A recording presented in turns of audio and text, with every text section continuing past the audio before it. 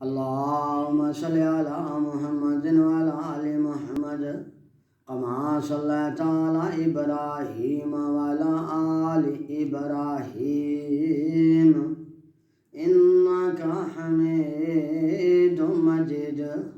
اللهم بارك على محمد وعلى آل محمد كما باركت على إبراهيم وعلى آل إبراهيم إنك حميد مجيد. السلام علیکم ورحمۃ اللہ وبرکاتہ. کل ہم نے یہ بتایا تھا کہ صبح کی نماز کی فضیلت.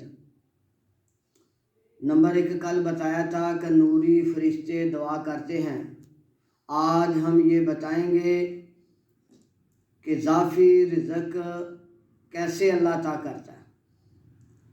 جو بندہ یا بندی صبح کی نماز جماعت کے ساتھ ادا کی جاتی ہے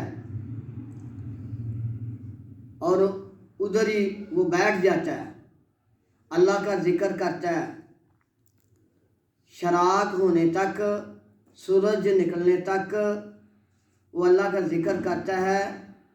ایک تے رزق وہ ملتا ہے جو اللہ نے اس کی قسمت میں لکھا ہوتا ہے. دوسرا اس کا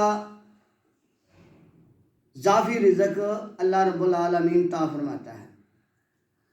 جو آدمی کہتا ہے کہ رزق کی بہت پریشانی ہے، بہت مسائل ہیں، تو وہ صبح کی نماز پابندی کے ساتھ جماعت کے ساتھ ادا کرے اور اس کے بعد وہ ادھر ہی بیٹھ جائے، اللہ کا ذکر کرتے کرتے سورج نکل آئے، تو اس کو اللہ رب العالمین اضافی رزق عطا فرمائے گا.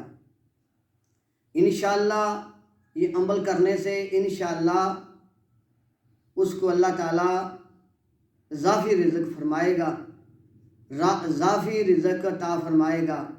السلام علیکم ورحمۃ اللہ وبرکاتہ.